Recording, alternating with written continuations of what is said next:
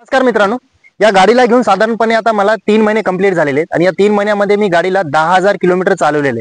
आता हे 10,000 किलोमीटर चालवल्याच्या नंतर मला या गाडीमध्ये कुठले प्लस पॉईंट किंवा कुठले पॉझिटिव्ह पॉईंट्स आढळलेत मी हे तुमच्यासोबत शेअर करणार आहे. तर व्हिडिओ शेवटपर्यंत नक्की बघा.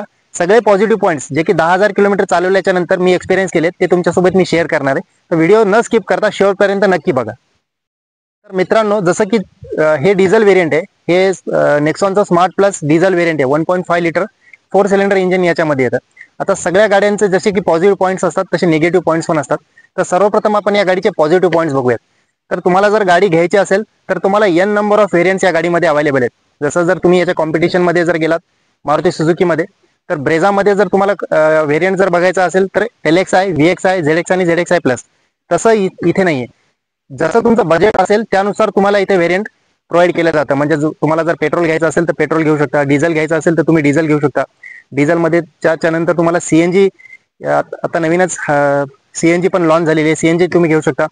त्याही नंतर तुम्ही याच्यामध्ये smart plus, pure plus yes असे एन नंबर ऑफ व्हेरियंट्स आहेत. कलर चॉईस तुम्हाला जसा लागेल तसा कलर तुमच्या बजेटनुसार. सनरूफ तुम्हाला जर सनरूफची गरज असेल तर तुम्ही सनरूफ घेऊ शकता. व्हरायटी खूप जास्त आहे. हा एक सगळ्यात मोठा प्लस पॉईंट आहे. जसं तुमचं बजेट असेल त्या बजेटनुसार तुम्हाला कंपनी तुमचं नेक्सॉनचं व्हेरियंट तुम्हाला प्रोव्हाइड केलं जातं. याच्यानंतर तुम्हाला पॉझिटिव्ह पॉईंट जर बघायला गेलं तर याच्यामध्ये स्पेस. आता याचं जर कॉम्पिटिशन बघायला गेलं तर मी डिझेलमध्ये जर बघायला गेलं तर व्हेन्यू होतं. व्हेन्यू बघितल्यानंतर तुम्हाला स्पेसमध्ये कुठेतरी कॉम्प्रोमाइज करावं लागतं. जे बॅकची जी रिअर सीट असते तर रिअर सीटमध्ये तुम्हाला कुठेतरी कॉम्प्रोमाइज करावं लागतं. तसं या गाडीमध्ये नाहीये. स्पेस खूप जास्त आहे या गाडीमध्ये. कम्फर्टेबल लॉंग ड्राईव्हला जर तुम्ही गेलात, लॉंग रूटला जर तुम्ही गेलात तर तुम्हाला कुठलाही थकावटपणा या गाडीमध्ये येणार नाही. याच्यानंतर आपण याचे सस्पेन्शनचा एक प्लस पॉईंट आहे. सस्पेन्शन एवढे चांगले ट्यून केलेले आहेत या गाडीचे. छोटे मोठे जर गड्डे, जर पोटहोल्स जे रस्त्यावर असतात, छोटे मोठे जे गड्डे असतात ते तुम्हाला फील होत नाहीत. सस्पेन्शन खूप चांगल्या प्रकारे ट्यून केलेले आहेत. याच्यानंतर पॉझिटिव्ह पॉईंट जर बघायला गेलं तर या गाडीचा मायलेज आता 1.5 सीसीचं 1500 सीसीचं डिझेल इंजन आहे, 4 सिलेंडर. तरी देखील गाडी चांगला ॲव्हरेज काढते. खूप वेट गाडीचं जास्त आहे. बाकीच्या जर कंपॅरिझन मध्ये जर तुम्ही बघायला गेलं तर या गाडीचं वेट खूप जास्त आहे. तरी देखील गाडी चांगला ॲव्हरेज काढते.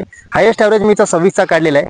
अजून जर चांगला ॲव्हरेज काढायचा असेल तर थोडंसं ड्रायव्हिंग तुमची जी स्टाईल असते ती सुधारली तर अजूनही जास्त ॲव्हरेज निघू शकतो. पण मी पर्सनली आता 10,000 किलोमीटर चालवले तर हायेस्ट ॲव्हरेज समृद्धी महामार्गावरचा मी 26चा ॲव्हरेज पर लिटरचा काढलेला आहे. याच्यानंतर जर सांगायचं झालं प्लस पॉईंट तर टाटा ज्यासाठी फेमस आहे सेफ्टी.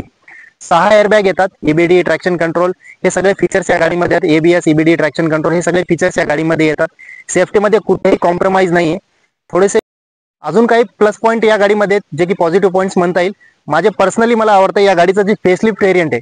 आधीचं जे व्हेरियंट होतं तेवढा रोड प्रेझेन्स त्या गाडीचा नव्हता, पण आता जर कंपनीने फेसलिफ्ट लॉन्च केले, आता म्हणजे बरेच दिवस झालेत लॉन्च करून, तर या गाडीचा रोड प्रेझेन्स खूप वेगळा आहे. लोक थोडंसं अटेन्शन देतात. जेव्हा तुम्ही गाडी रोडवर घेऊन जाताय तेव्हा रोडवरचे लोक जे असतात ते अटेन्शन देतात की काहीतरी वेगळी गाडी आलेली आहे. तर हा एक खूप मोठा प्लस पॉईंट असतो. जे की गाडीचे मालक असतात, गाडीचे ड्रायव्हर असतात, त्यांच्यासाठी एक खूप मोठेपणाची गोष्ट असते की आपल्या गाडीकडे लोक बघतायत. हा एक खूप मोठा प्लस पॉईंट या गाडीचा आहे. याच्यानंतर या गाडीचं ग्राउंड क्लिअरन्स 208 मिलीमीटरचं ग्राउंड क्लिअरन्स कंपनी आपल्याला प्रोव्हाइड करते. आता जसं की मी ग्रामीण भागामध्ये राहतोय तर या गाडीचा मला विचार करून टाकावा लागत नाही की इथून जाईल तिथून जाईल. आपण गाडी चालवताना तेवढी काळजी तर घेतोच, पण काही गाड्यांचं ग्राउंड क्लिअरन्स कमी असल्यामुळे आपल्याला थोडंसं इन्सिक्युरिटी फील होते की गाडी खालून लागेल किंवा गाडीचं काहीतरी काम निघेल. तर 208 ग्राउंड क्लिअरन्स असल्यामुळे 208 मिलीमीटर तर आपल्याला काही प्रॉब्लेम येत नाही. हा एक सगळ्यात मोठा प्लस पॉईंट या गाडीचा आहे. त्याच्यानंतर जर प्लस पॉईंट बघायला गेलं तर या गाडीमध्ये कंपॅरिझननुसार 6 स्पीड मॅन्युअल ट्रान्समिशन या गाडीमध्ये भेटतं. म्हणजे 6वा गिअर असल्यामुळे आपल्याला मायलेज चांगला भेटतो. हे जे ड्रायव्हर्स आहेत त्यांना ह्या गोष्टी माहिती आहेत. आपण ज्यावेळेस डबल टॉप टाकतो म्हणजे 5वा गिअर टाकतो त्याच्यानंतर आपल्याला अजून एक 6वा गिअर कंपनीने प्रोव्हाइड केलेला आहे. त्यामुळे RPM गाडीचं कमी राहतं आणि आपल्याला मायलेज फ्युल एफिशियन्सी जी असते ती आपल्याला जास्त भेटते. त्याच्यानंतर अजून एक प्लस पॉईंट या गाडीमध्ये आहे. आपल्याला 3 मोड्स दिलेले आहेत. इको मोड, स्पोर्ट्स मोड आणि सिटी मोड. जशी आपली रोड आहे तसा त्यानुसार आपण मोड्स चेंज करू शकतो. म्हणजे जर आपल्याला लॉंग टर्मला जायचं, लॉंग ड्राईव्हला जायचंय तर आपण इकॉनॉमी मोडवर गाडी क्रूजमध्ये टाकू शकतो. जर तुम्हाला एकदम ओव्हरटेकिंग किंवा मग एकदम गाडीचे 100% पाहिजे असतील तर तुम्ही गाडी स्पोर्ट्स मोडमध्ये टाकू शकता. आणि तुम्हाला मायलेज प्लस परफॉर्मन्स दोन्ही गोष्टी पाहिजे असतील तर तुम्ही गाडी सिटी मोडमध्ये चालू शकता. तर ह्या गोष्टी मला नेक्सॉनमध्ये पॉझिटिव्ह वाटत आहे. 10,000 किलोमीटर चालवल्याच्या नंतर मला एवढे प्लस पॉईंट्स, एवढे पॉझिटिव्ह पॉईंट्स भेटलेले आहेत. अजून एक जर पॉझिटिव्ह पॉईंट या गाडीचा बघायला गेला तर अंडर सब 4 मीटर ही गाडी आहे, म्हणजे कॉम्पॅक्ट एसयूव्हीच्या सेगमेंटमध्ये ही गाडी येते. आणि कॅबिन मधला स्पेस, रिअर सीटचा स्पेस असून देखील सुद्धा 385 लिटरचा बूट स्पेस आपल्याला भेटतो. म्हणजे एका फॅमिलीसाठी मोर दॅन सफिशियंट ही गाडी आहे. म्हणजे तर तुम्ही कुठल्या लॉंग ड्राईव्हला जाताय किंवा कुठे जर व्हॅकेशनसाठी जाताय तर तुमच्या गाडीमध्ये तुमच्या फॅमिलीचं सगळं सामान बसू शकतं. हा एक पॉझिटिव्ह पॉईंट मी स्वतः अनुभवलाय. 385 लिटरचा बूट स्पेस या गाडीमध्ये आहे, त्यामुळे बूट स्पेसची कुठेही कमी नाही.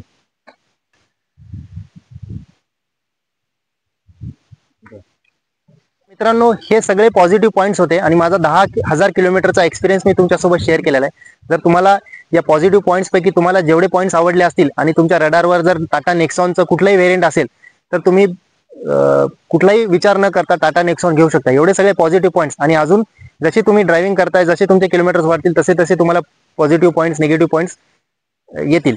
तर तुम्ही तुमच्या रडारमध्ये जर टाटा नेक्सॉन असेल आणि तुम्हाला पॉझिटिव्ह पॉईंट्स पैकी जर कुठल्याही गोष्टी आवडल्या असतील तर तुम्ही टाटा नेक्सॉन बिनधास्तपणे घेऊ शकता. तर व्हिडिओ जर आवडला असेल तर लाईक आणि सबस्क्राईब करा आणि चॅनलला ग्रो होण्यासाठी मदत करा. थँक्यू.